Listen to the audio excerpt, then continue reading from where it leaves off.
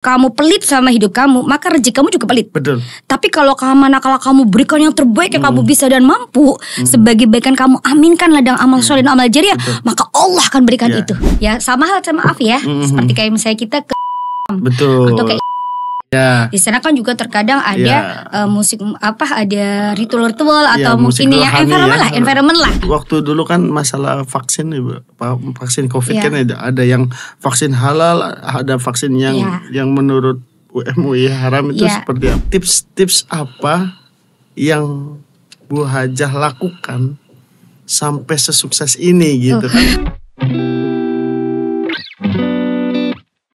Assalamualaikum warahmatullahi wabarakatuh. Pemirsa As-Siddiqiyah TV yang dimuliakan oleh Allah Subhanahu wa taala. Pada pembahasan kali ini kita akan membahas sesuatu yang luar biasa, sesuatu yang menarik dari tokoh inspiratif, tokoh yang luar biasa, tokoh yang penuh semangat, energik dan juga punya semangat yang bergelora. Tokoh ini bisa dibilang adalah tokoh yang membuat kita semakin memiliki wawasan yang lebih luas dan supaya kita bisa mendapatkan support, mendapatkan kesemangatan ketika kita menjalankan kehidupan kita sehari-hari. Pemirsa As-Siddiqiyah TV yang dimuliakan oleh Allah Subhanahu wa taala, salah satu hal yang perlu kita bahas pada hari ini tentang rumah sakit syariah. Lalu apa itu rumah sakit syariah? Rumah sakit syariah ini sepertinya mirip-mirip dengan apa yang sudah ada di Indonesia seperti bank syariah, hotel syariah, atau bahkan kolam renang syariah. Lalu apa bedanya sih antara rumah sakit syariah dengan rumah sakit konvensional? Mari kita bahas dengan satu tokoh yang luar biasa, yaitu Ibu Hajah Rosiana Ghani AMD. Ahlan wa sahlan bihudurikum. Bu Hajah, sehat? Apa kabar? Alhamdulillah, luar biasa. Allahu Akbar. Masya Allah. Emang kalau sama Bu Hajah Ghani ini selalu semangat, selalu Allahu Akbar dah pokoknya ya. Bu Hajah, Masya Allah, saya baru mendapatkan informasi katanya Bu Hajah menang satu penghargaan yang luar biasa, yaitu kalau nggak salah Golden Entrepreneurship Woman. Apa itu sebenarnya Bu Hajah? Baik, terima kasih. Assalamualaikum warahmatullahi wabarakatuh. Waalaikumsalam warahmatullahi wabarakatuh. Semangat pagi para pemirsa As-Siddiqiyah yang diberikan Allah Subhanahu wa taala. Emang satu kenikmatan yang Allah berikan. Baru saja mendapatkan satu apresiasi kembali dari Yayasan Penghargaan Prestasi Indonesia atau YPPI bersama Indonesian World Magazine, yaitu dalam kategori Golden Entrepreneur Woman Winner tahun 2025 atau 2025, di mana memang Yayasan Penghargaan Prestasi Indonesia ini mengakses atau menilai yaitu para warga negara Indonesia maupun juga mungkin warga negara Asia yang mempunyai nilai juang, mempunyai spirit dalam hidupnya, di dalam memperjuangkan kehidupannya, tapi tidak hanya kehidupannya saja, tetapi juga bisa memberikan inspirasi kepada keluarga, kepada masyarakat, maupun kepada lingkungan di mana dia tinggal, dan tentunya bisa berkontribusi ya kepada masyarakat, kepada bangsa dan negaranya. Dan kategori Golden Entrepreneur Winner ini diberikan adalah kepada para people atau person-person yang memang telah membuktikan dalam hidupnya, mendedikasikan semua yang dia miliki, baik dari pengetahuan, dari keterampilan, dari segala value hidupnya, itu untuk membangun dirinya. Yang mana penilaiannya adalah semula bisa jadi dia adalah bukan dari kelas pengusaha. Jadi seperti mungkin dilihat dari saya pribadi, itu hampir 18 tahun menjadi employee. Jadi dari kuliah memang udah bekerja. Jadi kuliah itu membiayai sendiri dari 3 pekerjaan yang sudah kita handling. Jadi the power as second time, di waktu-waktu kosong setelah kita kuliah maka kita bekerja. Dan alhamdulillah setelah kuliah pun bisa lulus tanpa mencari kerja, sudah bisa langsung diterima di Astra, sudah bisa investasi langsung rumah. Dan pola itu alhamdulillah kita bawa pada saat kita juga bekerja, dimana kita 15 tahun waktu itu bekerja di 3 perusahaan. Yang pertama di perusahaan Singapura, perusahaan Jepang, Chomeiden dan Kogyo Singapura, atau perusahaan PCB yang ada di Egypt. Hampir kita bekerja di sana 5 tahun. Kemudian bekerja di Astra International di divisi finance juga dan marketing, kita di sana hampir 3 tahun. Kemudian di sekolah internasional, sekolah global mandiri di Cibubur, itu dari 0 murid sampai dengan 1.400 murid, dari 0 guru sampai dengan 250 guru, dari 0 akreditasi sampai bisa terakreditasi, bahkan bisa dapetin sertifikat Cambridge. Masya Allah. Ya. Dan ya alhamdulillah dari perjalanan itu ternyata tidak berpuas diri. Jadi pola the power as second time, artinya memanfaatkan waktu luang kita gunakan juga. Jadi waktu luang kita maksimalkan dengan kita berjualan secara konvensional. Jadi di kelas entrepreneur, baik itu tadi misalnya berjualan retail, kemudian yang kedua semuanya ya dari konsep juga multi level marketer. Jadi franchise retail yang kita juga bangun dalam waktu yang bersamaan sebagai seorang karyawan. Ternyata masya Allah dengan izin Allah Subhanahu Wa Taala, dengan support system yaitu terutama dari suami, izin dari orang tua, dari keluarga, dari anak-anak. Ya alhamdulillah kembali lagi karena Allah. Akhirnya setelah perjalanan 15 tahun sebagai karyawan tadi, setelah lulus bisa berpindah sepenuhnya dari kelas karyawan yaitu di kuadran kanan pindah ke kuadran kiri, pindah ke kuadran kanan sepenuhnya jadi seorang entrepreneur. Dan ternyata dengan kelas entrepreneur ini pun juga alhamdulillah dengan izin Allah bisa memberikan kebermanfaatan. Baik kita juga memberikan atau meng-hire dari SDM, kemudian di situ juga mempunyai seorang karyawan-karyawan pastinya ya. Jadi secara tidak langsung juga memberikan kelanjutan kehidupan bagi para SDM-SDM yang memang bermitra dan berkarya bersama kami. Dan yang keduanya ya apa yang kita usahakan ternyata juga alhamdulillah memberikan kebermanfaatan juga. Di mana lingkungan kita membangun usaha kepada masyarakat, kepada agama, dan moga-moga kepada bangsa dan negara meskipun langkahnya kecil. Ya, saya sebenarnya punya julukan nama Bu Hajah sebenarnya. Dengan berbagai penghargaan luar biasa di bidang usaha, di bidang entrepreneurship. Saya seperti Bu Hajah itu seperti sosok Khadijatul Kubra. Masya Allah, ya kan? Amin. Yang Bu Bahasa Ilis. Kan beliau itu dalam satu sejarahnya kan beliau seorang entrepreneurship yang luar biasa kan. Walaupun beliau usianya sudah 40 tahun. Ya, tapi beliau itu sebagai saudagar kaya dan lain sebagainya. Dan memang dalam Islam tidak ada salahnya wanita itu berusaha, bekerja maupun berentrepreneurship itu adalah bagian daripada sunnatullah dalam agama Islam juga. Kemudian saya mau tanya, sekarang Bu Hajah usia berapa ini sekarang? Kan kayaknya masih muda ini. Berapa ya? Tebak. Menurut saya 40 tahun. Iya. Bergeser sedikit deh. Oh gitu. Iya, kita alhamdulillah diizinkan sama Allah saat ini 51 tahun. Masya Allah, luar biasa. Dengan izin Allah juga sudah punya 4 cucu, 4 anak. Tapi nggak terlihat ya. Ya, memang kalau orang aktivis begitu, orang berilmu, orang solehah, ya kan? Amin, ya, yang kan? Yang penting Allah ridho dan apapun yang kita lakuin. Lalu penghargaan itu Bu Hajah sedikit banyak dari yang Ibu Hajah bangun ya, seperti rumah sakit. Ya, jadi gini, beberapa penghargaan sebelum itu juga udah kita dapatkan. Karena tadi perjalanan kami ini cukup panjang, jadi bukan karena instan ya. Dimana tadi dari kita kelas karyawan, sebagai seorang karyawan, alhamdulillah juga selama jadi karyawan terbaik, berprestasi. Di situ dapat penghargaan leadership and the best leadership ya, leader gitu. Kemudian perjalanan berikutnya juga mendapatkan penghargaan the woman inspiring, itu definisinya juga juga sama dalam kita bekerja, tapi membangun beberapa usaha. Jadi usahanya juga bukan hanya rumah sakit. Ya. Jadi seperti kita membangun Alfamart, alhamdulillah juga dapat apresiasi omset terbaik di area Cilengsi. Kemudian kita juga waktu itu membangun BBC, lembaga kurs, ya alhamdulillah sempat jalan waktu itu. Nah, teman kita limpahkan kepada saudara seperti itu. Kemudian ketiga franchise builder. Jadi waktu itu sempat di Keling sampai punya 7.700 downline. Alhamdulillah sudah bisa dapat reward mobil Avanza, sudah bisa jalan ke luar negeri tanpa artinya free charge gitu. Iya.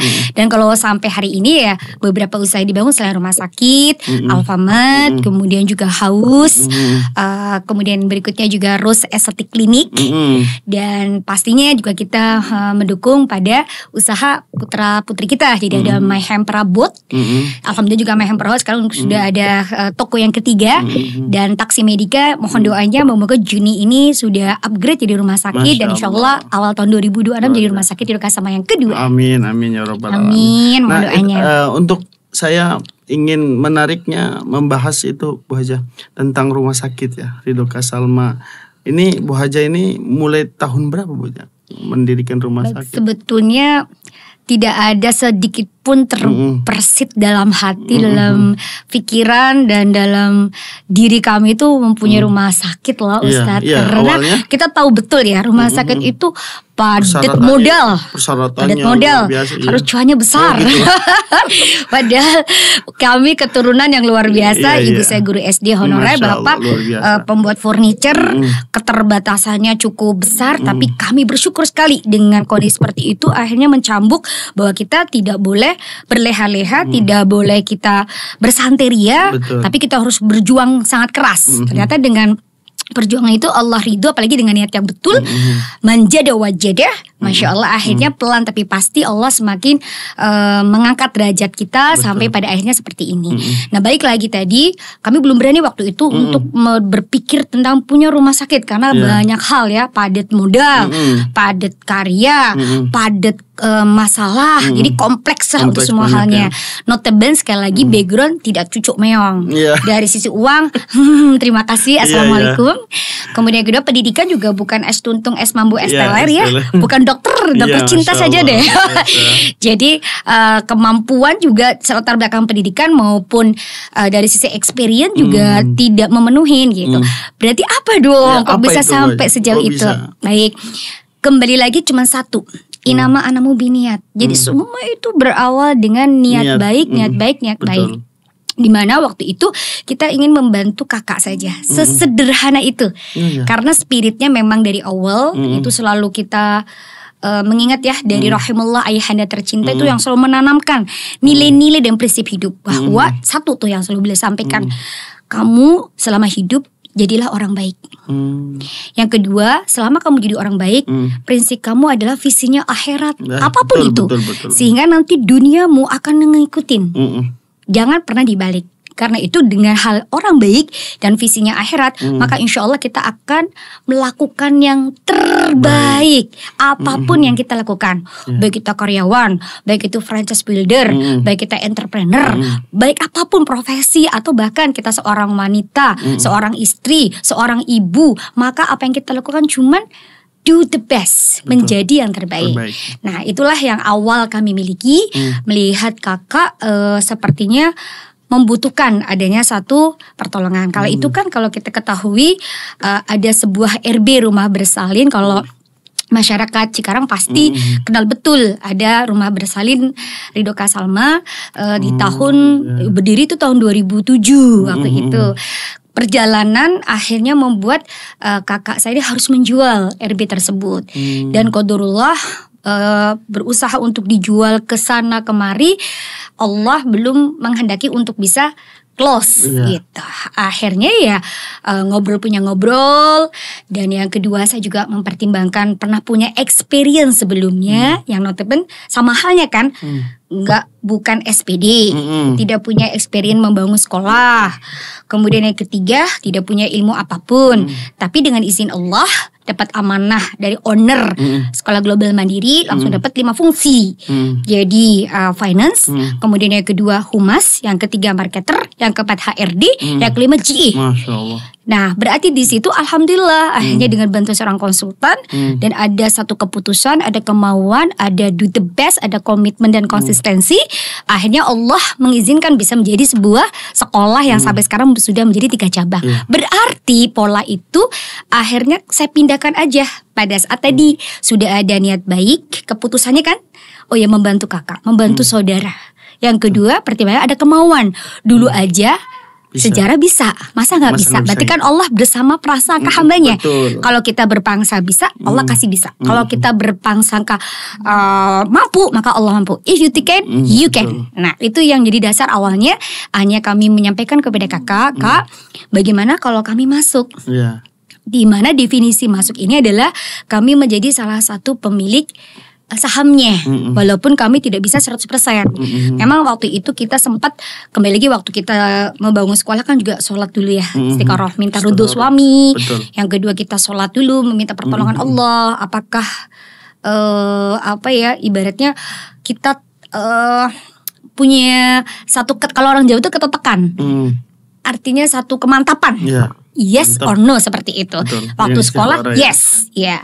Sama juga waktu di Ridoka juga begitu. Kita sholat dulu. Pertama pastinya minta ridho dulu dari suami. Yang kedua sholatlah. Dan dari situ alhamdulillah kami mengatakan yes. Akhirnya kami keluar resign dari sekolahan dan sama owner gak boleh. Iya, karena udah lama. Sudah hampir 9 tahun.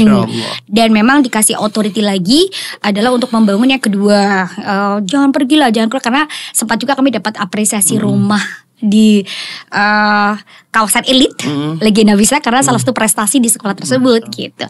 Tapi karena tadi panggilan jiwa harus membantu saudara dan kita harus timbang-timbang dong. Saya sampaikan sama owner dari Global Mandiri, Ibu, alhamdulillah sekolah sudah jalan, alhamdulillah sekolah sudah banyak memberikan manfaat. Insya Allah kalaupun saya keluar tidak akan menjadi hal sesuatu yang merugikan dan segala sesuatu. Pasti akan memberi kesempatan kepada yang lain juga untuk menggantikan. Jadi izinkan saya untuk resign. Akhirnya ya bismillah, tawakkaltu Allah. Kami menyampaikan tadi, mengajukan kepada kakak bagaimana kalau satu, kami menjadi bagian kepemilikan, tapi 30% dulu. Kedua, manajemen harus kami yang pegang. Karena waktu itu kita lakukan assessment, salah satu hal yang membuat tidak berkembang adalah manajemennya diberikan kepada pihak yang kurang tepat. Sehingga tidak membuat kemajuan kepada lembaga tersebut. Kita tahu kan, kita punya experience bahwa segala sesuatu lebih afdol, lebih maksimal manakala di handling sendiri. Dan itu syarat yang memang harus saya ajukan gitu. Apalagi saya sudah resign dari sekolah internasional tersebut gitu. Dan yang ketiga ya pengajuan kembali adalah kita sepakat kalaupun memang kami mempunyai kemampuan berikutnya maka akan kita bertambah gitu. Karena selain tadi yang kami sampaikan ingin membantu, keduanya Masya Allah yang kita ketahui salah satu activity yang punya kesempatan ladang amal soleh, amal jariah selain sekolah adalah rumah sakit. Manakala insya Allah dikelola dengan niat yang baik, dengan tujuan yang mulia dan visi yang akhirat seperti tadi dari Alhamdulillah ayahanda sampaikan. Akhirnya dalam perjalanan kakak menyetujuin tahun 2011 awal kakak setuju untuk kami masuk 30%.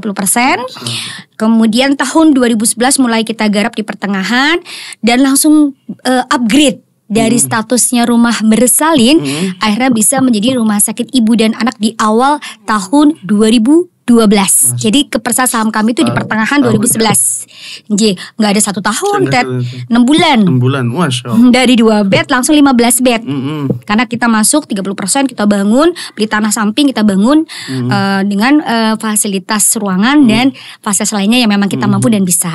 Dan qadarullah tahun 2012 dalam waktu yang sama nih kita juga upgrade jadi rumah sakit umum tapi tipe D.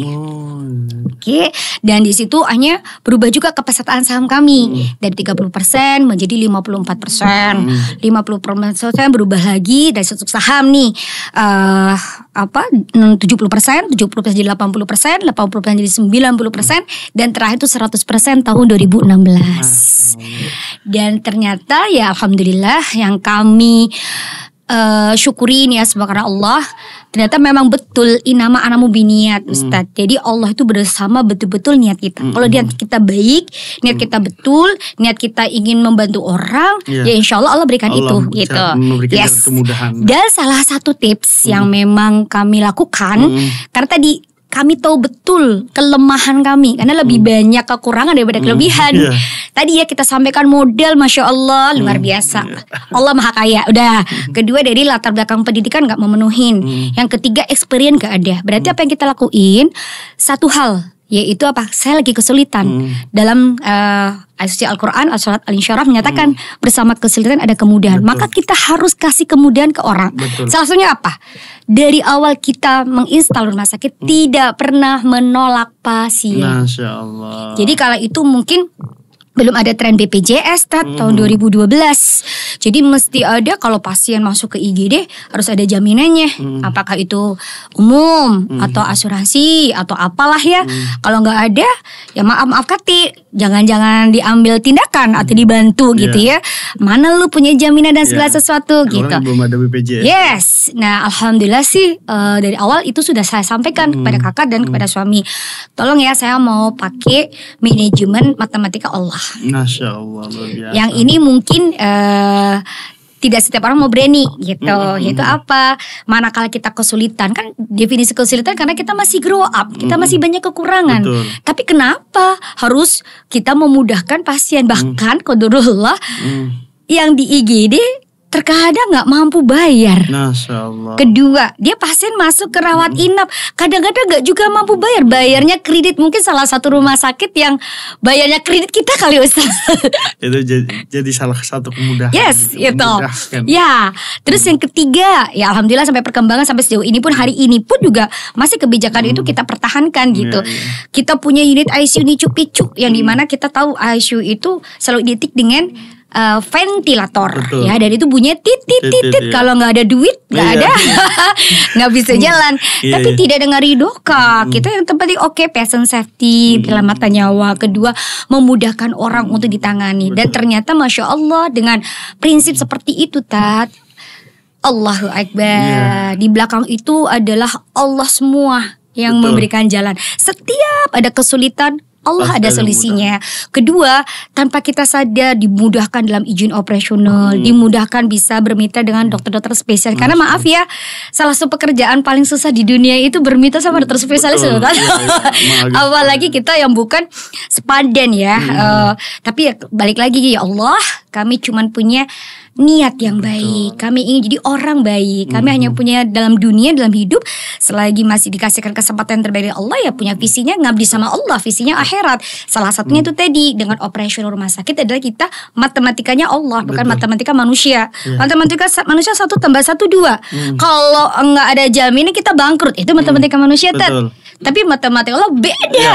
Bersama kita bantu orang miskin, bersama kita membantu orang yang tidak berdaya. Karena pertanyaan sederhana, mau nggak orang itu dapat exit atau dapat ujian sakit? Mau nggak kondisi mungkin dia kecelakaan, dia bisa prediksi. Maka manakala hal-hal itu diberikan kepada seseorang, Allah berikan lagi ujian kepada kita loh Tat, sebagai pengelola rumah sakit. Kita sodorkan pasien, yang datangkan pasien Allah. Maka disitulah ujian bagi kita. Kamu mau ambil pasien ini atau kamu mau ngambil berkahnya? Kalau matematika manusia gak ada jaminan, nggak ada sertifikat, gak ada mobil, gak ada motor. Ya gak mau ambil lah, resiko. Ada resiko. Tapi tidak dengan ridho kasalma, sesuai dengan namanya Ted. Jadi itu dari mana Bu? Baik, jadi ridho kasalma ini di mana-mana nama adalah bagian doa ya. Kita ingin sebuah nama itu jadi doa bagi Allah. Ridhoka ini artinya ridhonya Allah. Kak mengacu kepada Allah sih. Ridho Kak pada Allah.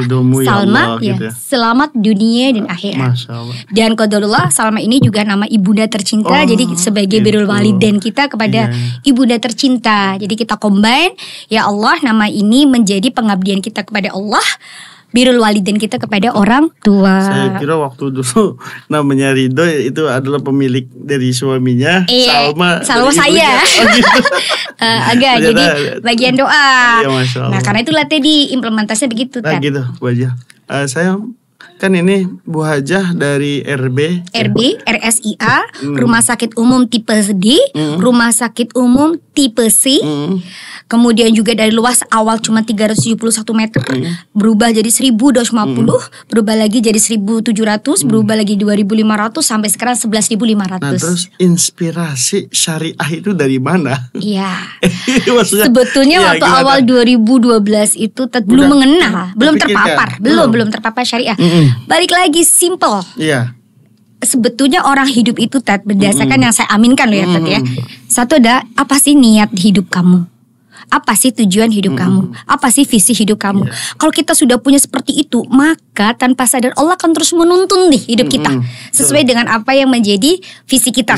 Gitu ya. Nah, itu pun yang saya rasakan dan alami. Tadi sudah saya utarakan, dalam hidup saya memang sangat dekat dengan ayah saya. Jadi ayah saya itu memang dari kecil sampai dengan SMA terus dekat dan terus menanamkan nilai-nilai hidup, prinsip-prinsip hidup. Salah satu tadi, kamu dalam hidup bukan jadi orang kaya, nggak ada Tat.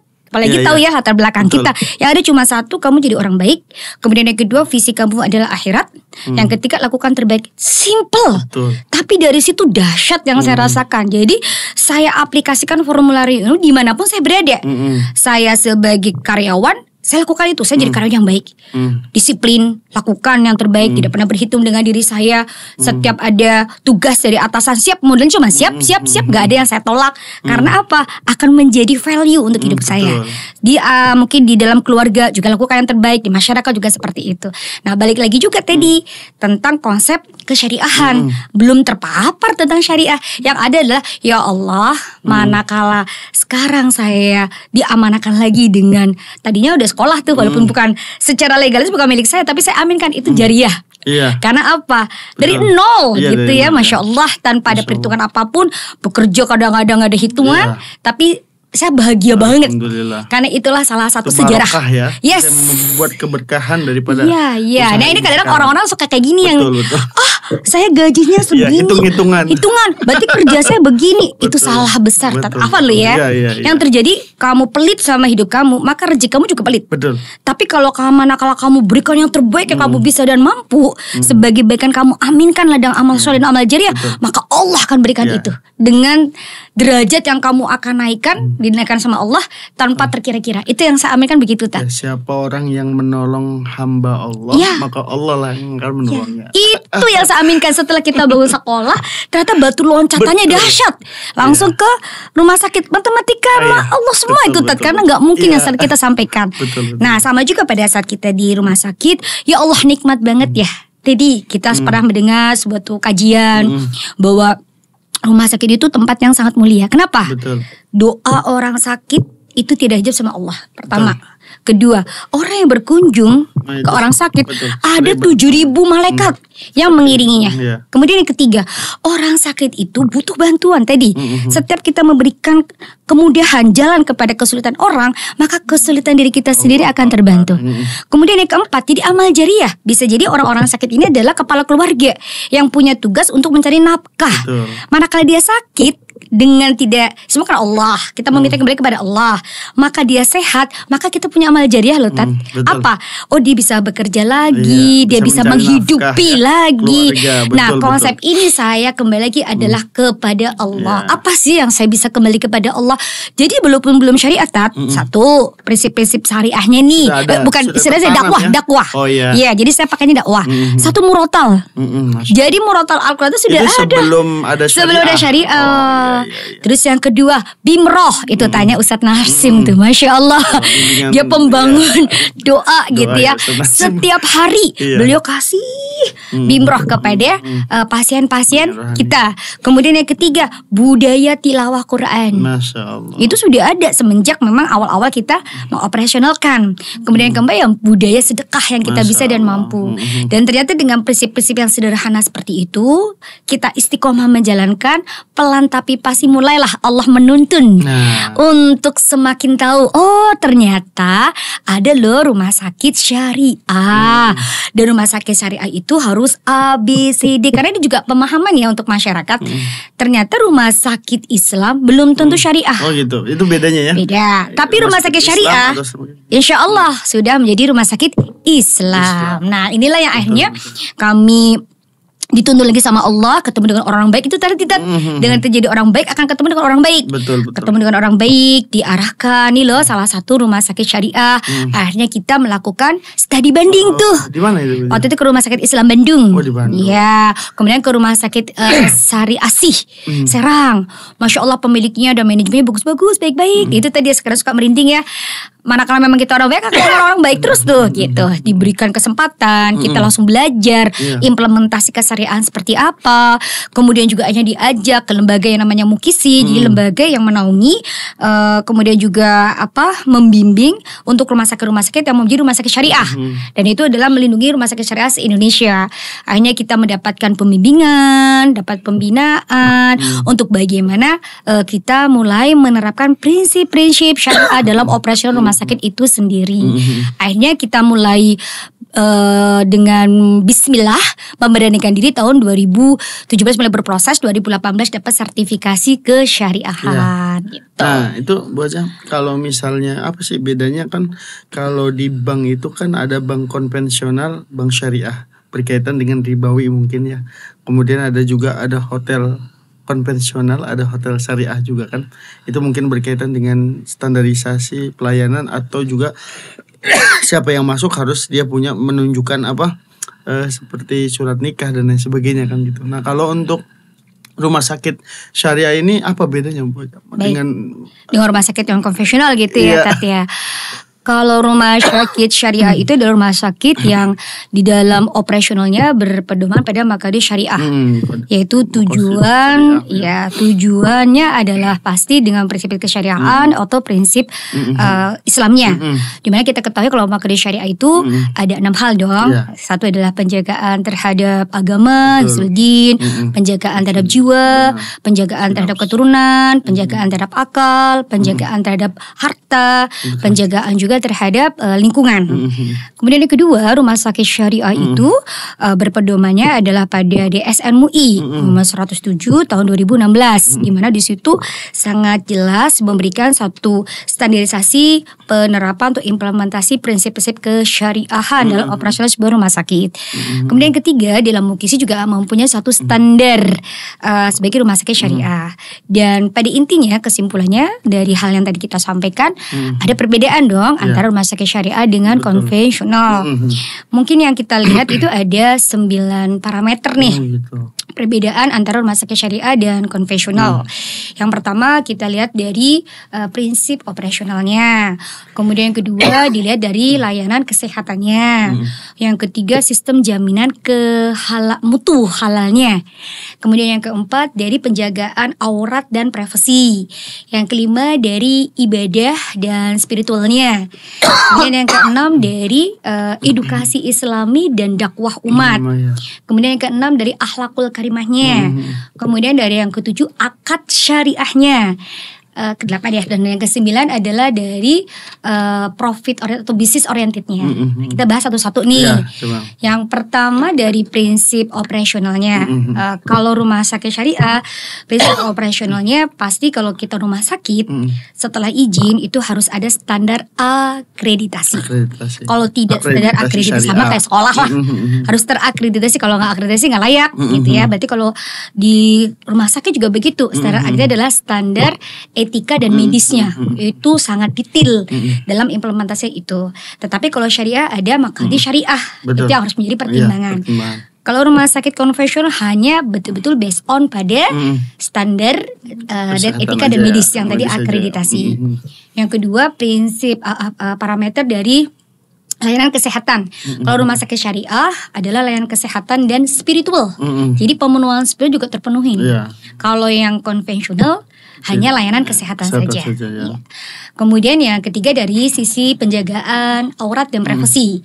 Kalau rumah sakit syariah pasti diprioritaskan, diutamakan adanya penjagaan privasi dan aurat, karena kan mencari keberkahan bagi untuk pasien maupun juga untuk karyawannya. Nah kalau misalnya ada pasien non muslim yang nggak pakai aurat seperti apa aja? Ya itu kan kita ada definisi yang pakai menggunakan dari akreditasi itu nanti. Jadi itu ada kayak standar assessment di awal untuk pasien-pasien yang masuk gitu ya. Kemudian yang kedua ya ada bagian edukasi juga. Tapi banyak yang kalau dari persentasenya sih lebih banyak muslim ya, karena kan kalau tapi muslim muslim ada karena kalau rumah sakit syariah itu sebetulnya rumah sakit yang nyaman untuk setiap orang beragama. Karena di sini tidak ada pembedaan, hanya pembedaannya itu adalah dalam environmentnya, lingkungannya, gitu kan, budayanya, budaya Islami. Tapi penanganan secara medisnya gak ada beda. Ya. Justru mungkin semakin nyaman karena kan harus ada keramahan, komunikasi Islam yang bagus, respect atau peduli. Nah itu kan efeknya kepada kenyamanan customer gitu. Tapi hanya bedanya ada dalam sisi spiritualnya saja sama kesyariahnya atau akidahnya seperti itu. Tapi apa namanya kalau orang yang non muslim nggak pernah komplain gitu? Ya ada apa bacaan Quran apa gitu? Enggak, karena dari awal sudah tahu, sudah paham, sudah mengerti. Iya, jadi ya sama hal maaf ya, seperti kayak misalnya kita ke atau kayak di sana kan juga terkadang ada musik ada ritual-ritual atau mungkin yang environment lah. Kan kita tidak pernah komplain. Iya, karena kita kan ada di negara yang Bhinneka Tunggal Ika. Jadi menjunjung tinggi toleransi antar umat beragama. Kecuali kalau kita memaksakan, nah itu yang tidak boleh. Artinya ini ada ritual seperti apa kita paksakan, nah itu yang itu akan kesalahan ya Ustadz gitu. Nah, kembali lagi yang parameter keempat tadi ya. Dalam sistem jaminan halal. Ini penting banget nih. Kalau rumah sakit syariah itu pasti ada jaminan dalam sisi pertama makanan yang ini paling penting nih. Yang dalam pantry yang diberikan gitu, dari minyak, dari daging, dari semua aspek-aspeknya harus halal. Kedua, farmasi atau obat-obatan. Yang ketiga, laundry. Yang keempat, chemical yang digunakan. Nah, kalau rumah sakit konvensional tidak ada jaminan halalnya. Padahal kita seorang muslim nomor satu halal. Supaya apa? Doanya insya Allah kalau kita pakai halal, doanya langsung gak ada qabul tuh, gak ada hijab sama Allah tuh.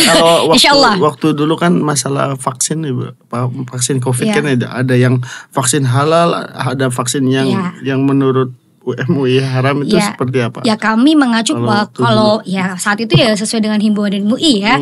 Kalau MUI pasti sudah mempelajari semuanya gitu dari sisi kemudaratan dan kemanfaatannya gitu. Memang kalau kita ambil semuanya ya nggak bisa. Jadi kita kan punya namanya DPS. DPS ini yang mengeluarkan opini-opini kesyariahan yang wajib untuk diimplementasikan di rumah sakit tersebut. Dan DPS tidak bergerak sendiri, tidak berdiri sendiri. Manakala dia melakukan opini, dia ada konsultasi dengan DSN MUI. Jadi literasi referensinya itu semuanya mengacu kepada MUI seperti itu. Standarisasi yang sangat jelas untuk kesyariahan gitu. Nah, ini yang parameter keempat tuh. Kemudian yang kelima dari sisi ibadah dan spiritual. Kalau rumah sakit syariah, ibadah dan spiritualnya sangat kental. Baik untuk pasien, baik untuk employee, karyawan gitu. Sedangkan kalau konvensional tidak ada. Kemudian yang keenam. Itu saya ada menarik itu untuk masalah ibadah. Saya waktu itu berkunjung ke rumah sakit untuk menengok salah satu staf yayasan. Nah itu ada tayamum pad. Itu emang semuanya wajib seperti itu di rumah sakit syariah. Karena nanti kita mau bilang nih, ada indikator mutu syariah wajib. Nanti kita akan bicarakan tuh. Kalau untuk rumah sakit syariah itu, tadi indikator mutu syariah wajib ada 3. Yang pertama adalah kita pendampingan atau memberikan talqin kepada pasien-pasien yang akan sakaratul maut. Harus tercapai 100% itu. Jadi semuanya sakaratul maut harus tertalqin. Kemudian yang kedua, mengingatkan waktu sholat. Jadi tayamum pad itu menjadi bagian dari mengingatkan waktu sholat. Gitu. Itu harus 100%. Dan kita mau fasilitasi di setiap nurse station di lantai yang ada. Seperti kita ketahui di Kasama ada 4 lantai. Maka alhamdulillah di setiap nurse stationnya juga sudah ada tayamum pad dan spray. Jadi yang membantu untuk kita mendirikan sholat, wudhu untuk yang punya keterbatasan seperti itu. Dan yang ketiga adalah pemasangan disis kateter itu sesuai dengan gender. Jadi ikhwan, akhwat, itu yang harus indikator mutu 100% tercapai. Dan itu maksud saya itu menariknya di rumah sakit syariah ya. Memang kan dalam Islam sendiri kan tidak boleh meninggalkan sholat walaupun dalam keadaan sakit selama dia masih punya kesadaran.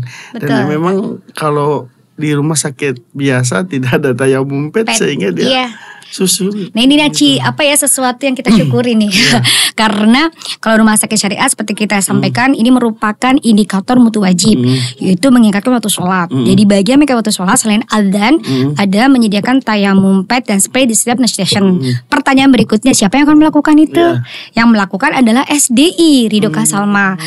SDE kita alhamdulillah itu sudah teredukasi, sudah terpapar. Bahkan kita ada program diklat yang memang langsung dilakukan oleh komite syariah. Kita punya komite syariah, punya Laskar Batuta untuk lembaga diklat, dan itu berkolaborasi yang setiap periodik tertentu melakukan diklat edukasi ke semua karyawan. Bahkan ada uji kompetensi dari setiap karyawan kan harus lulus gitu. Nah, salah satunya adalah kita belajar tentang fikih mandatory training kepada pasien, yaitu bagaimana bisa mengedukasi, membimbing dan mendampingi para pasien-pasien dengan tayamum maupun dengan spray. Berarti gitu. ada pembimbingan ya? Ada, dan itu udah terpapar. Gitu, Jadi SD kita alhamdulillah luar sudah biasa, paham ya, kalau pakai spray harus gimana langkah-langkahnya. Kalau pakai tayamum pad langkah-langkahnya harus seperti apa.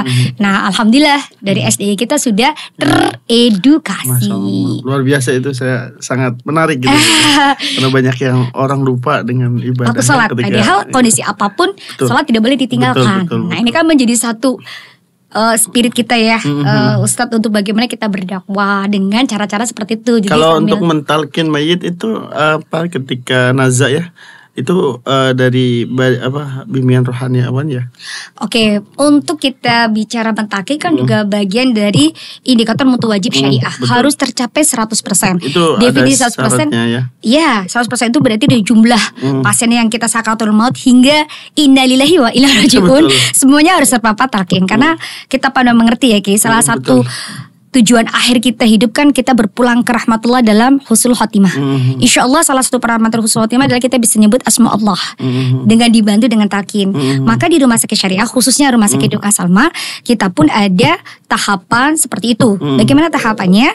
Ya, yang pertama sama. Jadi dari komite syariah bekerja sama dengan TOT Laskar Batuta melakukan edukasi secara periodik, diklat yang kita mengundang dari semua karyawan. Jadi memberikan satu arahan, bimbingan bagaimana cara mentalkin kepada pasien-pasien kita. Sampai akhirnya keluar ada opini DPS. Karena kita pengen tahu dong cara-caranya seperti apa. Nah, caranya itu adalah opini. Jadi dari komite syariah mengajukan kepada DPS, memberikan arahan bagaimana untuk cara-cara dalam kita mentalkin. Itu keluar opini nomor 7 kalau nggak salah dari DPS Rumah Sakit Duka Salma. Jadi tahapan yang pertama adalah kita mendampingi kepada pasien yang akan sakaratul maut. Itu dengan menyebut kalimat syahadatain, syahadatain, ya syahadu an la ilaha illallah gitu ya. Kalau tidak mampu, maka dia akan menyebut kalimat la ilaha illallah. Kalau tidak mampu lagi, maka kita menyebut Allah. Itu yang pertama. Yang kedua, siapa nih yang akan melakukan talqin? Pasti yang pertama dari SDI kita memberikan dulu kesempatan kepada keluarga. Itu haknya. Gitu. Jadi jangan tidak langsung menjerobot, tapi kita melakukan pembimbingan. Nah, kalau dari keluarga pasien memberikan arahan atau menyerahkan kepada pihak SDI, maka kita semua SDI di Duka Salma udah siap untuk mentalkin. Karena biasanya kita berbagi tugas tuh, Ki, dimana di satu sisi medis adalah fokus ke dalam penanganan medisnya atau patient safety-nya. Kemudian kalau yang non medis pada saat ada satu orang itu dia yang melakukan full untuk pendampingan talqin. Jadi kita ingin juga dong menjadi bagian dalam amal jariah, amal soleh, mengantarkan saudara muslim kita berpulang ke rahmatullah dalam kondisi mengingat Allah. Dan itu la ilaha illallah fi akhiri dakhala jannah. Masya Allah. Nah, itu tadi yang berapa tuh? Kelima. Sekarang keenam. Keenam itu adalah dalam sisi edukasi Islam dan dakwah. Kalau rumah sakit yang syariah, edukasi ini dilakukan rutin ya, baik itu tadi ke pasien maupun kepada karyawannya. Nanti kita akan juga sampaikan program-program seperti apa. Terus satu lagi adalah dakwahnya tidak ada di rumah sakit non ini ya syariah gitu.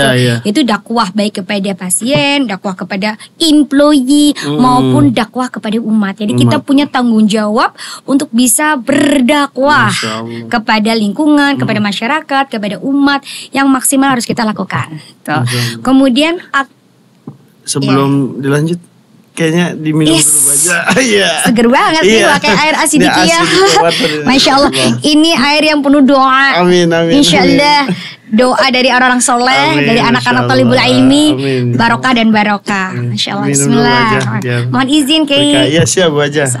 Bismillah.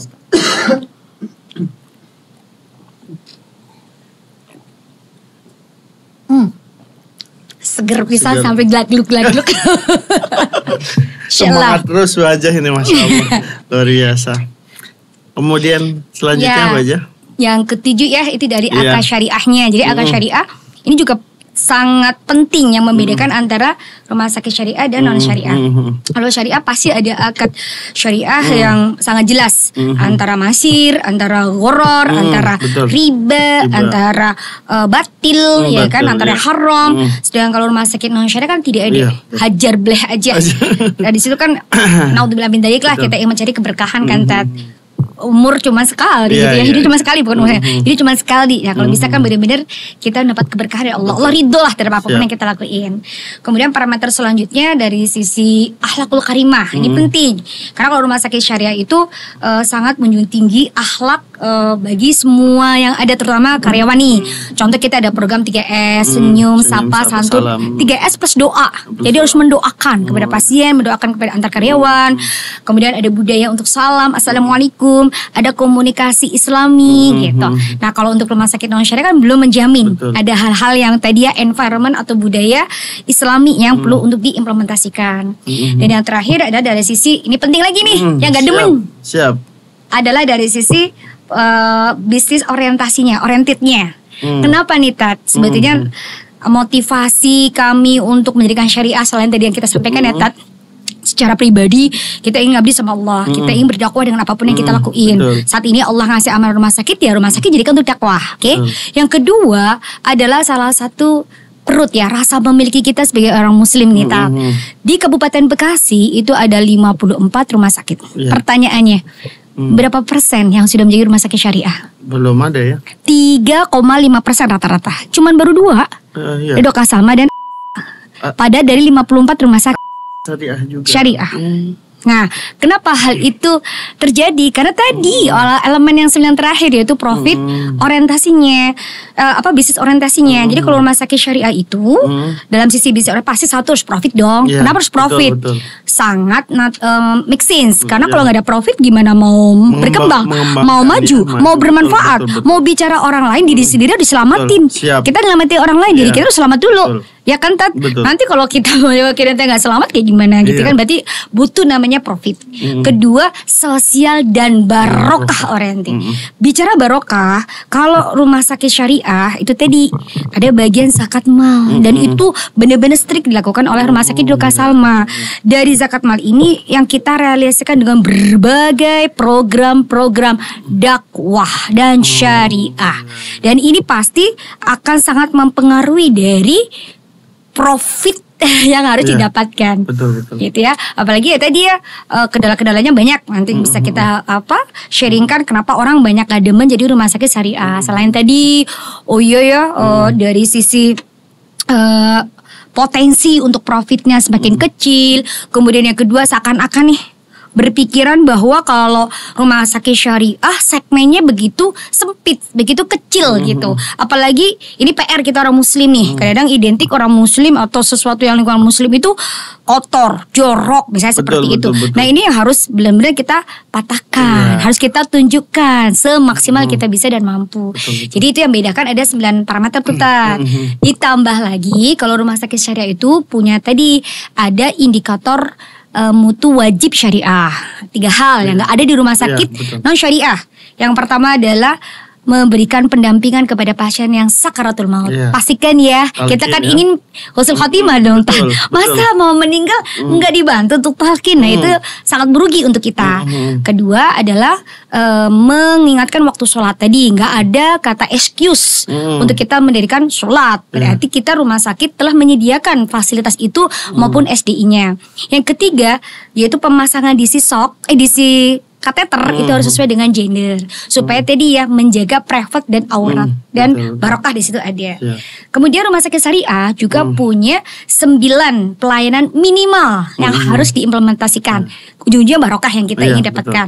Pertama, membaca basmalah setiap kita mau memberikan obat atau mengarahkan atau mengedukasi kepada pasien dalam Wajib, mengkonsumsi ya. obat Betul. dan setiap mengambil tindakan. Masya Allah kita paham dan mengerti. Manakala kita membaca basmalah berarti melibatkan Allah betul. dalam setiap apapun yang kita lakukan. Kalau melibatkan Allah, insya Allah barokah di situ. Yang kedua adalah pemakaian hijab. Untuk pasien yang kita menghimbau di pasien rawat inap. Kemudian pemakaian hijab untuk ibu menyusui dan melahirkan. Kemudian keempat, pemakaian hijab untuk pasien-pasien yang operasi. Apalagi kalau di situ kan ada yang berbeda gender atau bukan mahram, maka kan kita jaga. Kemudian yang kelima, edukasi Islam, tadi kita sampaikan. Kemudian yang keenam, pemasangan EKG. Itu harus sesuai dengan gender. Kemudian yang ketujuh, ada fikih mandatory training kepada para pasien-pasien. Kemudian yang kelima, ada akad syariah. Itu harus junjung tinggi tuh minimal. Kemudian yang terakhir adalah untuk pelaksanaan operasi yang elektif. Kalau operasi itu ada dua, satu emergency, keduanya elektif. Nah kalau bisa tidak bersamaan dengan waktu sholat. Jadi kita mengutamakan sholat tetap. Gitu. Dan yang terakhir bedanya rumah sakit syariah dengan non syariah. Di rumah sakit syariah itu mempunyai satu indikator mutu unit. Yaitu definisinya adalah kita membangun budaya yang kita implementasikan di rumah sakit masing-masing. Kalau di Ridhoka pertama adalah kita budaya Quran. Jadi kita ada sifatnya daily, harian, ada weekly, ada monthly, ada yearly.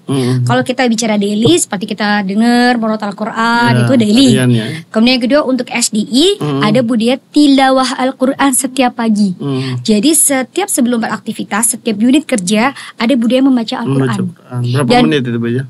Itu ya pendek ya, pokoknya kadang ada satu bagian satu halaman atau kadang ya pokoknya antara 5 sampai dengan 10 menit wajib supaya apa memberkahi. Dan leader wajib untuk melakukan supervisi karena leader akan memberikan report di grup employee dan juga disesikan kepada komite syariah di mana kita nanti ada kewajiban minimal 85% harus terpenuhi supaya pada saat nanti kita ada sertifikasi istiqomah. Jadi kalau syariah itu pertama sertifikatnya syariah. Setelah 3 tahun namanya istiqomah. Oh istiqomah. Ya, artinya benar nggak sih? Yes, gitu. Kalau nggak istiqomah berarti assalamualaikum kita nggak dapet. Nah kita menetapkan 85% harus terpenuhi untuk tilawah. Tuh. Kemudian yang kedua di weekly atau mingguan kita ada program tahsin. Jadi kita ada SDM yang memang atau SDI yang standby untuk membantu setiap karyawan wajib untuk kegiatan tahsin atau bahkan tahfidz dan itu juga tetap akan masuk ke dalam parameter KPI yang menentukan satu perpanjangan kontrak, kemudian yang kedua promosi, ketiga remunerasi. Jadi kalau nggak bagus assalamualaikum jadi gitu. Ada nilai khusus untuk baca Qurannya. Betul, bahkan kalaupun ada reward employee yang ibadah umroh setiap tahun, parameternya juga dari situ gitu. Udah hafal berapa surat, kemudian persentase kehadiran di tahsinnya bagaimana. Kalau jelek assalamualaikum ya berarti fail seperti itu. Nah itu kalau weekly-nya. Kemudian kalau kita malinya itu memang ada kegiatan juga yang kita keluar. Jadi kita ada program sekarang kalau Ramadan kan 1 hari 3-4 juz. Kalau sekarang 1 bulan 1 juz khataman gitu loh. Jadi kita juga membudayakan kita akan berkumpul untuk menghatamkan khatam Quran. Jadi budaya-budaya Quran lah yang selalu kita istiqomahkan. Dan kalau yearly tadi yang sempat kita sampaikan, jadi ada haflah. Ya satu-satunya mungkin rumah sakit ada haflah ya. Kalau di pondok haflah udah biasa kali ya Tat. Tapi kalau di rumah sakit kan unik ya. Sambil bekerja, sambil juga kita handling pasien, tapi memang harus kita hafalin. Alhamdulillah tahun kemarin haflah juz 30. Nah tahun ini insya Allah kita trigger lagi yang udah haflah juz 30 maka masuk ke juz 29. Yang belum berarti masuk ke juz 30. Dan juga ada satu reward bahwa kita kalau sampai dengan khatam juz 30 juz maka akan ada reward ibadah umroh. Bisa diberikan kepada orang tua selagi orang tua masih hidup. Jadi mahkota beneran gitu. Gak cuma waktu ini tapi ma, babe gitu ya. Kita berikan perjuangan kita untuk orang tua. Nah itu kalau yang budaya Quran. Kedua budaya mendoakan. Nah ini mungkin gak ada lagi di tempat lain tuh. Jadi mendoakan itu baik untuk pasien pakai bimroh. Yang kedua adalah budaya mendoakan kepada antar karyawan. Jadi di kita setiap ada meeting, setiap ada pertemuan, satu mendoakan teman-teman yang meninggal. Wah itu gak ada Tat. Boleh diuji. Ada gak sih lembaga atau perusahaan yang teman-temannya udah meninggal terus kita doakan. Padahal kalau kita meninggal salah satu yang kita harapkan doa. Nah salah satu kan itu tadi kita dapat doa dari teman-teman dan kita ada budaya mendoakan teman-teman yang udah meninggal. Kita sebut si fulan, fulana, binti. Itu berapa Kita sudah ada 9 orang. Iya. Jadi kita sebut, jadi ada SOP-nya, kemudian sudah ada setiap di meja-meja pertemuan, di setiap ada meeting-meeting unit. Maka sebelum gitu ya. biasanya kita setelah meeting, maka kita bacaan mendoakan siapa? Pertama adalah Palestina, Palestina. Jadi salah satu doa yang harus kita panjatkan adalah Palestina, saudara muslim kita. Kemudian adalah saudara yang sudah meninggal berpulang ke rahmatullah. Saya jamin gak ada di tempat lain, Tat. Yaitu budaya mendoakan kepada teman, dan ini sudah tersistem atau terstruktur.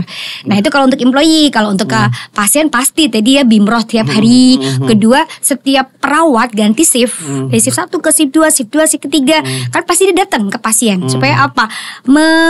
Ibaratnya serah terima pasien itu kepada shift berikutnya. Dari situ kalau udah selesai, semua perawat mendoakan kepada pasien. Ya dengan yang bahasa lah, bahasa Tuhirun, insyaallah syafakallah syafakilan, misalnya seperti itu. Tapi yang terpenting kan istiqomah gitu. Dan yang ketiga adalah budaya sholat berjamaah, tapi untuk yang non medis. Kalau medis kan kadang ada kondisi emergensi nggak memungkinkan. Dan yang terakhir adalah budaya sedekah. Nah ini yang jarang nih gitu ya. Jadi budaya sedekah yang kita kembangkan pertama untuk employee. Jadi alhamdulillah setiap bulan karyawan kita itu sudah ikhlas ridho memotong berapa untuk Palestina. Itu dari tahun 2014. Jadi kita aminkan, Masya Allah, sudah jelas dalam Al-Isra kan, yang kita berjuang bersama Palestina, bersama saudara, ya Baitul Maqdis lah. Insya Allah dunia desa akan diangkat dari sama Allah. Dan ini alhamdulillah semua karyawan kita ridho, walaupun cuma 5.000, 10.000, 20.000, 25, sesuai dengan keikhlasan masing-masing gitu ya. Tapi ini kan istiqomah, dan Allah menimbang berdasarkan keistiqomahan kita dan keikhlasan kita gitu. Nah ini budaya sedekah seperti itu. Kedua, sedekah secara institusi. Jadi kayak setiap pagi, gak ada rumah sakit loh yang berbagi sarapan tiap pagi. Sedekah buka puasa Senin, Kamis, Ayamul Bid, Arafah, Muharram, Ramadan. Kemudian sedekah Jumat itu ada ini khitan. Dan yang terakhir adalah sedekah jenazah. Jadi pengantaran mobil jenazah kita sediakan untuk warga, untuk karyawan, keluarga karyawan. Mau ke Jawa juga dipersilahkan gitu kan. Kita tahu kalau jenazah cukup mahal ya. Misalnya mau ke Jawa, waduh kalau kita pakai sewa bisa sampai rate-nya 4 sampai 5. Tapi dengan kita seperti itu alhamdulillah banyak udah membantu nih Tat. Ini juga buat keluarga besar Asidikiyah ya. Manakala memang membutuhkan langsung aja ke Ridho Kasalma seperti itu. Jadi kita udah menyiapkan mobilnya dengan kondisi yang bagus. Yang kedua, driver sudah siap 24 jam. Hanya tadi untuk bensin sama tol monggo diisi sendiri. Tapi sewa tidak ada. Nah inilah budaya-budaya sedekah yang alhamdulillah kita kembangkan dan kita aminkan itu semua akan jadi berkah gitu. Itu sebenarnya yang Ibu utarakan dari awal sampai tadi itu ya, berarti itu adalah program daripada syariahnya sendiri ya, yang sudah ada di akreditasi seperti itu, atau ada dikembangkan. Jadi kalau kita bicara elemen dasar ada, contohnya kayak elemen dasar tadi ya profit bisnis orientednya apa, kan kita berarti barokah. Bicara barokah berarti harus seperti apa. Nah itu kan budayanya yang kita kembangkan sendiri gitu betul. Jadi kayak improvisasi lah.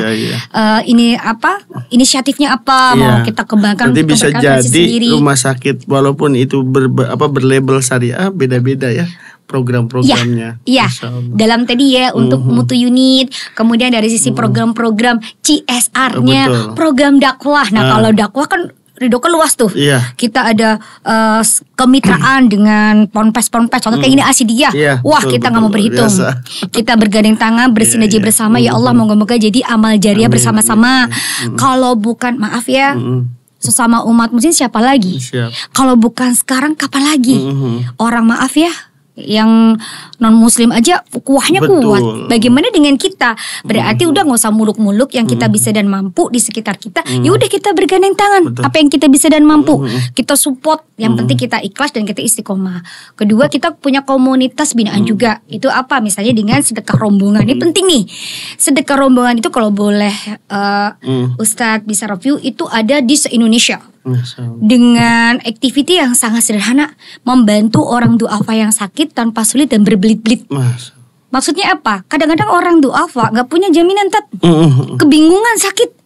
Maka siapa yang peduli? Itu tadi komunitas sedekah rombongan. Dengan mudah membawa orang sakit masuk ke rumah sakit yang kemitraan, tapi tidak usah bicara yang sulit dan berbelit-belit. Langsung tanganin, langsung dikasih ruang rawat inap. Nah, alhamdulillah Ridho tuh dari tahun 2016 sudah bermitra. Jadi kita apa ya, tanpa membedakan kepada orang duafa, kita muliakan orang duafa, kita apa ya, pesan safety lah, memberikan terbaik lah ya yang kita bisa dan mampu gitu ya. Adapun pembayaran kadang-kadang waktu itu bayarnya ngangsur, ya nggak apa-apa. Kalau sekarang sudah ada BPJS pakai KIS, yaitu kita bisa membantu dalam pengurusan hal-hal tersebut, jaminannya gitu. Nah ini kita punya nih kemitraan dengan sedekah rombongan, dengan juga KJB, termasuk juga mungkin kita binaan tadi sempat kita sharing tutat, yaitu dengan DKM, masjid-masjid binaan. Jadi kita cukup sederhana lah dengan kegiatan membantu guru ngaji, kemudian membuka TP, kemudian mensupport dalam peringatan-peringatan hari besarnya. Kalau kita ada tamu juga kita support untuk kegiatan dakwahnya gitu. Nah ini mungkin merupakan inisiatif dari masing-masing rumah sakit gitu. Kalau di Doka tadi sekolah binaan, posyandu binaan, komunitas binaan, kemudian DKM binaan atau masjid binaan gitu. Intinya ya Allah, selagi kita masih bisa, kenapa tidak untuk kita maksimalkan, kita ukhuwah ini diperkuat gitu. Saya salut sekali Bu Haja. Sebenarnya ini menarik sekali. Cuma karena waktu 1 jam lebih ini ya. Tapi terakhir Bu Haja ya, saya pengen apa istilahnya terinspirasi dengan Bu Haja. Mungkin pemirsa Sedikit TV juga insya Allah terinspirasi dengan apa yang Bu Haja sampaikan. Saya minta tolong Bu Haja bisa sampaikan mungkin tips-tips apa yang Bu Haja lakukan sampai sesukses ini gitu kan. Kalau tadi kan program-programnya mungkin program dari syariah dikembangkan melalui bersama, mungkin ada amalan apa nih Bu Haja, amalan khusus apa begitu sehingga Bu Haja ini sesukses ini begitu, biar teman-teman Sedikit TV mungkin bisa terinspirasi gitu. Kira-kira apa nih amalan pribadi ya, biar kita ikutin kali gitu. Insya Allah sesukses Bu Haja gitu. Sebenarnya orang sukses banyak, malu ya. Kan beda, ada sukses dunia, ada sukses dunia akhirat kan. Kalau Bu Haja suksesnya dunia dan akhirat insya Allah. Sebenarnya sih tidak ada resep atau formula yang khusus sih. Yang pertama pastinya ini semua karena baik lagi ya, didikan oleh orang tua, terutama ayahanda tercinta yang selalu menanamkan prinsip dan nilai hidup. Jadi ini sangat penting untuk dalam hidup. Paling utama kita punya visi yang sangat jelas. Dan visinya adalah pertama selalu menjadi manusia yang bersyukur kepada Allah. Karena suatu hal yang paling tertinggi yang kami aminkan di dunia adalah pandai bersyukur.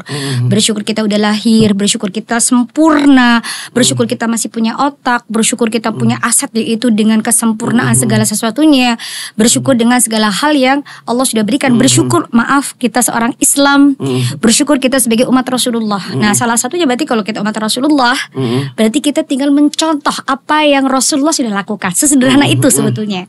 Nah salah satunya untuk mencontoh Rasulullah adalah kita birrul walidain, bakti kepada orang tua. Jadi kekuatan birrul walidain itu menurut kami sangat dahsyat. Nah salah satunya birrul walidain adalah selalu mencoba melakukan apa yang orang tua inginkan. Ya Allah, dan orang tua itu inginkan adalah tadi dalam hidup kamu gani, jadi orang baik, bukan orang kaya. Orang baik. Kedua, kamu visinya akhirat, insya Allah duniamu ngekor. Jadi kalau pada saat karyawan visimu akhirat, maka peduli, gampang membantu, kemudian tidak berhitung dalam hidup gitu ya.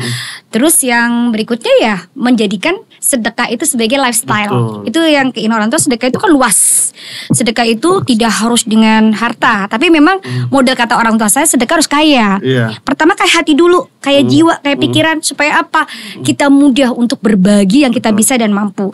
Pertama sedekah tenaga, sedekah waktu, sedekah senyuman, itu sedekah. Artinya dengan semua yang kita miliki itu bagian sedekah. Setelah sedekah hati, sedekah kaya hati, kaya pikiran, dengan sedekah yang kita mampu tadi, juga sedekah ilmu, maka Allah akan mengkayakan dunia kita. Manakala kita mengkayakan, maka kita akan sedekah harta. Dan alhamdulillah semenjak dari dulu kuliah sudah punya pendapatan.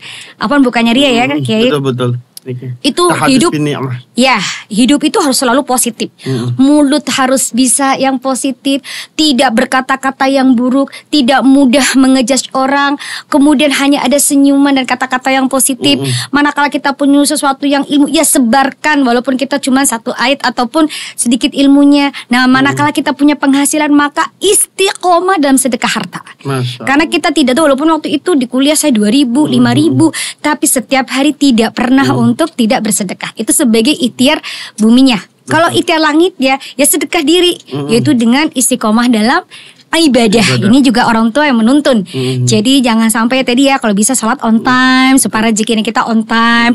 Sholat qobliyah, ba'diyah, sholat duha, sholat tahajud. Itu alhamdulillah sih rutin kita lakukan semenjak waktu kuliah. Teman-teman pada bermain, waktu istirahat kita ke musola. Jadi kan duha sebagai sedekah jiwa kita, bersyukur bahwa kita masih dikasih segala hal yang Allah berikan. Kemudian tilawah yang setiap hari harus ada Al-Quran yang kita baca, walaupun satu ayat itu 10 kebaikan. Dan manakala kita tilawah istiqomahan itu, Masya Allah yang kita rasakan, selain terus semangat, jadi tidak pernah kita itu tidak bersemangat. Tidak pernah kita itu 7L, letih, lesu, loyo, lemah, lulai. Karena apa? Kita penuh dengan syukur, kita penuh ada Allah, kita penuh dengan energi yang itu insya Allah datangnya semua dari Allah Subhanahu Wa Taala. Itu menarik Bu Haja. Saya baru menemukan majelis taklim, kan saya sempat ya, itu semua surat-surat pilihan dibaca. Yes. Iya kan? Al-Kahfi, pertama dari Yasin, kemudian yang kedua Al-Waqiah, kadang-kadang kemudian Al-Kahfinya kadang dibaca, terus Ar-Rahman. Jadi surat-surat bagus ya, alhamdulillah itu juga salah satu bagian keistiqomahan.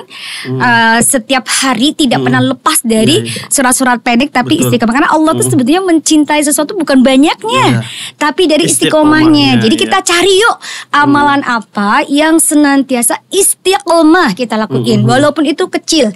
Tadi contohnya istiqomah ya wajib sholat dong, itu boleh, harus sholat sunnah, qobliyah, ba'diyah, duha, tahajud, tolong itu istiqomahkan. Baca Quran walaupun cuma satu ayat misalnya, tapi tidak boleh ditinggalkan.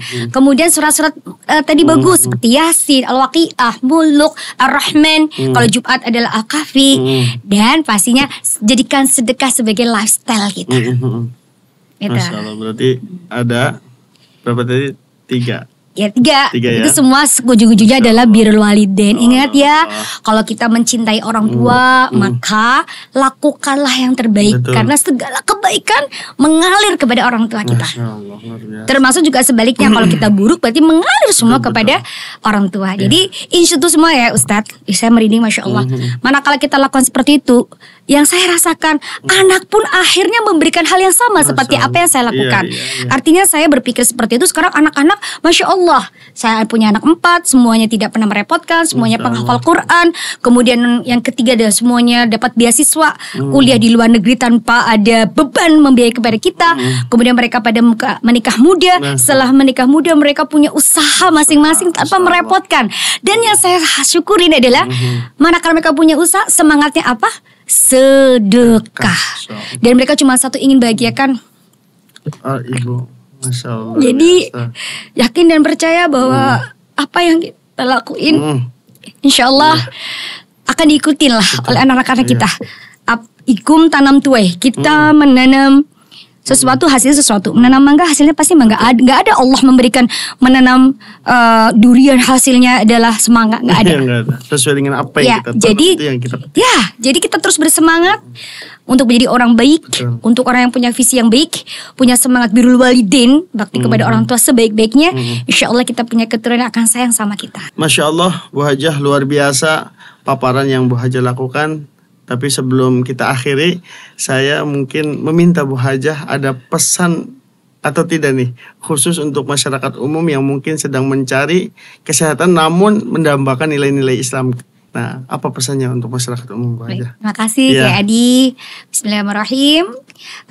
Bagi para pemirsa As-Siddiqiyah dan masyarakat umum yang insya Allah diberkahi Allah Subhanahu Wa Taala, pastikan manakala memang kita mendapatkan ujian sakit dari Allah Subhanahu Wa Taala, maka salah satu solusi terbaik adalah kita bermitra, kita mencari lembaga kesehatan yang insya Allah bisa memberikan wasilah atau mensupport di dalam penanganan kesehatan yang kita butuhkan, yang insya Allah bisa memenuhi dalam prinsip-prinsip kesehatannya maupun prinsip kesyariahan yang berujung problem solvingnya adalah mencari keberkahan dunia dan akhirat. Dan yang kedua, supportlah sesama umat muslim. Manakala kita sebagai rumah sakit syariah, maka mensupport rumah sakit syariah, insya Allah Allah akan memberkahi sesama muslim yang saling bermitra, saling bekerjasama, saling mendukung dalam kebaikan dunia dan akhiratnya. Jadi pastikan ya ke rumah sakit syariah Ridho Kak Salma. Bu Haja, ada moto khusus yang kita ingin sampaikan? Yes, pastinya. Moto khusus bersama Rumah Sakit Ridho Kak Salma, keikhlasan melayani adalah ibadahku. Masya Allah. Yang 30 juz? Oh, semangat ini. Iya, 30 juz. Ya, Ridho Kak Salma 30 juz gitu. Ayo 1, 2, 3 bareng-bareng. Ya, 1, 2, 3. Ridho Kak Salma 30 juz. Oke, Allahu Akbar. Demikian pemirsa Siddiqiyah TV, pertemuan kita dengan Bu Haja Roziana Goni yang luar biasa. Mudah-mudahan bermanfaat buat kita. Amin. Kita akhiri ihdinas siratal mustaqim. Wassalamualaikum warahmatullahi wabarakatuh. Barakallah semuanya pemirsa Siddiqiyah. Masya Allah.